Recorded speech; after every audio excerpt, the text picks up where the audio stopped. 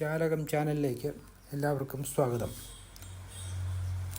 ഇത് Alappuzha boat jetty, ലോകപ്രസിദ്ധ tourist കേന്ദ്രമായ കുട്ടനാട്ടിലേക്കുള്ള പ്രവേശന കവാടം. ഈ കാണുന്നത് ടൂറിസ്റ്റുകളെ കാത്തുകിടക്കുന്ന ശിക്കാര വള്ളങ്ങളാണ്. 10-15 ആളുകൾക്ക് വരെ സുഖമായി ഈ വള്ളങ്ങളിൽ ഇരുന്ന് ഓളപ്പരപ്പിലൂടെ യാത്ര ചെയ്ത് കായൽ ഭംഗി ആസ്വദിക്കാം. യാത്രക്കിടയിൽ ഭക്ഷണം കിട്ടുന്ന സ്ഥലങ്ങളിൽ സ്റ്റോപ്പുമുണ്ട്. 100 കണക്കിന് ശിക്കാര വള്ളങ്ങൾ ആലപ്പുഴയിലുണ്ട്.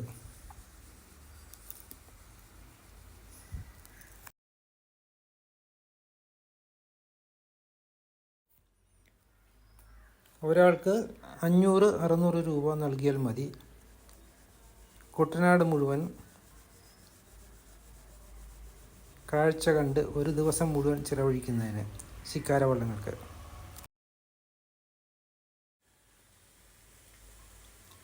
ഇത് പുന്നമടക്കായൽ, നെഹ്റു ട്രോഫി വള്ളംകളിയുടെ ഫിനിഷിംഗ് പോയിന്റിലുള്ള പവലിയനാണ് ഈ കാണുന്നത്. ഇവിടമാണ് ഹൗസ് ബോട്ടുകളുടെ പ്രധാന താവളങ്ങളിലൊന്ന്. ഏകദേശം 1500ഓളം ഹൗസ് ബോട്ടുകൾ ആലപ്പുഴയിൽ തന്നെ ഉണ്ട്. 2500ഓളം ഹൗസ് ബോട്ടുകൾ ആലപ്പുഴ, കോട്ടയം മേഖലകളിൽ സർവീസ് നടത്തുന്നുണ്ട്. ഏതാണ്ട് 180ഓളം കമ്പനികൾ ഹൗസ് ബോട്ട് ടൂറിസത്തിൽ ഏർപ്പെട്ടിട്ടുണ്ട്.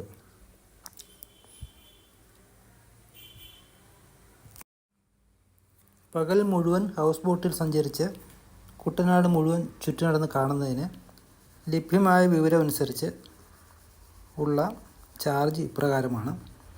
1 ബെഡ്റൂം 6000 രൂപ മുതൽ 10000 രൂപ വരെ, 2 ബെഡ്റൂം 10000 രൂപ മുതൽ 20000 രൂപ വരെ, 3 ബെഡ്റൂം 15000 രൂപ മുതൽ 30000 രൂപ വരെ, 4 ബെഡ്റൂം 18000 രൂപ മുതൽ 36000 രൂപ വരെ.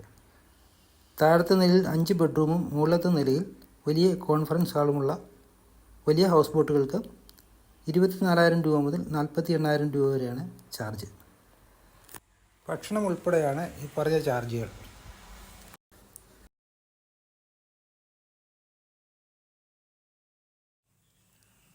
താഴത്തെ നിലയിൽ 12 ബെഡ്റൂമുകളും മുകളിലത്തെ നിലയിൽ വലിയ കോൺഫറൻസ് ഹാളുമുള്ള വലിയ ഹൗസ് ബോട്ടുകളും ആലപ്പുഴയിലുണ്ട്.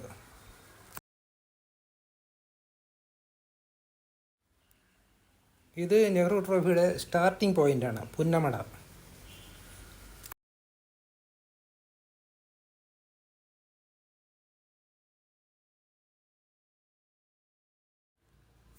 ഷെയർ ഹൗസ് ബോട്ടുകളും ആലപ്പുഴയിൽ ലഭ്യമാണ്. ഒരു കപ്പിളിന് 9000 രൂപയാണ് ഭക്ഷണം ഉൾപ്പെടെ അതിൻ്റെ ചാർജ്, ഒരു ദിവസത്തെ ചാർജ്.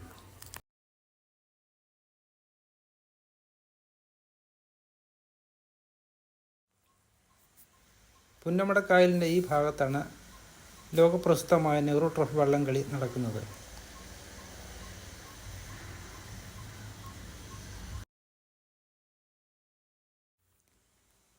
ഓഗസ്റ്റ് മാസത്തിലെ സെക്കൻഡ് സാറ്റർഡേ ആണ് എല്ലാ വർഷവും നെഹ്റു ട്രോഫി വള്ളംകളി നടന്നിരുന്നത്. ഈയിടെയായി അതിന് മാറ്റം വന്നിട്ടുണ്ട്. ഇത് കേരളത്തിൻ്റെ പ്രധാന നെല്ലറയായ കുട്ടനാട്, മറ്റൊന്ന് പാലക്കാട്. ആലപ്പുഴയിലെ കായലുകളുടെ ഹൃദയഭാഗത്താണ് കുട്ടനാട് എന്ന മരതക പറുദീസ. തലമുറകളായി വിവിധ സമൂഹങ്ങളെ നിലനിർത്തിയിരുന്ന ഒരു സാംസ്കാരിക നിധിശേഖരം എന്നതിനപ്പുറം ഭൂമിശാസ്ത്രപരമായ ഒരു അത്ഭുതം കൂടിയാണ് ഈ ഭൂപ്രദേശം. സമുദ്രനിരപ്പിന് 2 മുതൽ 4 മീറ്റർ വരെ താഴെ നെൽകൃഷിയുള്ള ലോകത്തിലെ ഒരേയൊരു സ്ഥലമാണ് ആലപ്പുഴയിലെ കുട്ടനാട്. കേരളത്തിലെ നെതർലാൻഡ് എന്നാണ് കുട്ടനാട് അറിയപ്പെടുന്നത്. നെതർലാൻഡ്സിലും സമുദ്രനിരപ്പിന് താഴെ കൃഷി ചെയ്യുന്ന സ്ഥലങ്ങളുണ്ട്. 290 ചതുരശ്ര കിലോമീറ്റർ വിസ്തൃതിയുള്ള കുട്ടനാട്ടിൽ ഏതാണ്ട് 2 ലക്ഷത്തോളം ജനങ്ങൾ വസിക്കുന്നു. ആലപ്പുഴ കേരളത്തിലെ ഏറ്റവും ചെറിയ ജില്ല കൂടിയാണ്. വർഷത്തിൽ 3 തവണ കൃഷി നടത്തുന്ന സ്ഥലങ്ങളും കുട്ടനാട്ടിലുണ്ട്. പുഞ്ചപ്പാടി കൃഷി രീതിയാണ് കുട്ടനാട്ടിൽ നിലവിലുള്ളത്. ആയിരക്കണക്കിന് കർഷക തൊഴിലാളികൾ പണിയെടുത്തിരുന്ന കുട്ടനാട്ടിൽ ഇപ്പോൾ വിരലിലെണ്ണാവുന്നത്ര തൊഴിലാളികളും യന്ത്രങ്ങളുമാണ് കൃഷികാര്യങ്ങൾ നോക്കുന്നത്. യന്ത്രങ്ങൾ കൊയ്ത്ത് നടത്തുന്ന സീനാണ് ഈ കാണുന്നത്.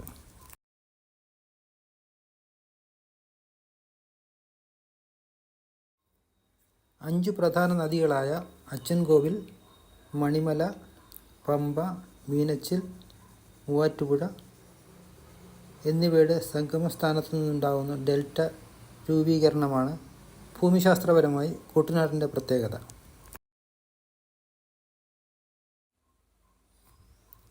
ഉമ എന്ന നെല്ലിനമാണ് കുട്ടനാട്ടിൽ കൂടുതലായി കൃഷി ചെയ്യുന്നത്. മറ്റുള്ളവ ജയ, ശബരി, ഭാരതി, അശ്വതി, പവിഴം, രമ്യ, കനകം, ധന്യ, രഞ്ജിനി, പവിത്ര, ധനു എന്നിവയാണ്.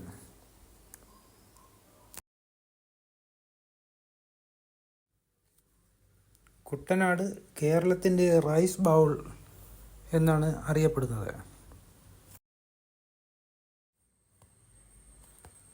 ചേര രാജാവായ ചേരൻ ചെങ്കുട്ടുവൻ്റെ പേരിൽ നിന്നാണ് കുട്ടനാടെന്ന പേര് ഉണ്ടായതെന്നാണ് അറിയപ്പെടുന്നത്.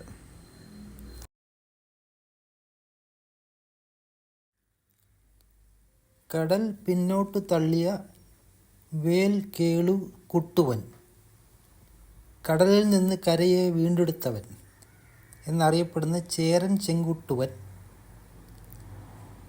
ആ നാമത്തോട് ബന്ധപ്പെട്ടാണ് കുട്ടനാടെന്ന നാമം ഉണ്ടായതെന്നാണ് അറിയുന്നത്. സഹസ്രാബ്ദങ്ങൾക്ക് മുമ്പ് ഇന്നത്തെ ചങ്ങനാശ്ശേരി ഭാഗം വരെ സമുദ്രമായിരുന്നുവെന്ന് പറയപ്പെടുന്നു. കുട്ടനാടിൻ്റെ നെൽകൃഷിയുടെ ചരിത്രം നൂറ്റാണ്ടുകൾ പഴക്കമുള്ളതാണ്. വളരെ പണ്ട് കാലത്ത് റോഡുകൾ തീരെ ഇല്ലായിരുന്നപ്പോൾ ആലപ്പുഴയിൽ കായലുകളും കനാലുകളും ചെറുതോടുകളുമാണ് ചരക്കുകളും ആളുകളുടെയും ഗതാഗതത്തിനായി ഉപയോഗിച്ചിരുന്നത്. ചെറിയ തോണികൾ മുതൽ വലിയ ബാർജുകൾ വരെ ചരക്ക് ഗതാഗതത്തിന് ഉപയോഗിച്ചിരുന്നു. പണ്ടുകാലത്ത് ആലപ്പുഴയായിരുന്നു കേരളത്തിലെ ഏറ്റവും വലിയ തുറമുഖം. രാജാ കേശവദാസാണ് ആലപ്പുഴയുടെ പിതാവ് എന്നറിയപ്പെടുന്നത്. വീഡിയോ വാച്ച് ചെയ്തതിന് നന്ദി. നമസ്കാരം.